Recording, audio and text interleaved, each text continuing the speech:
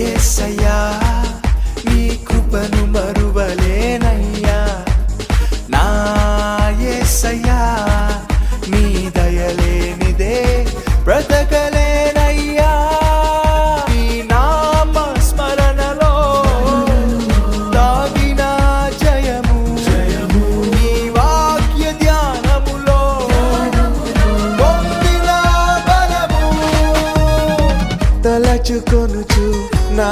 యాత్రను నే కొనసాగించెదా తలచుకొనుచు నా యాత్రను నే కొనసాగించెదా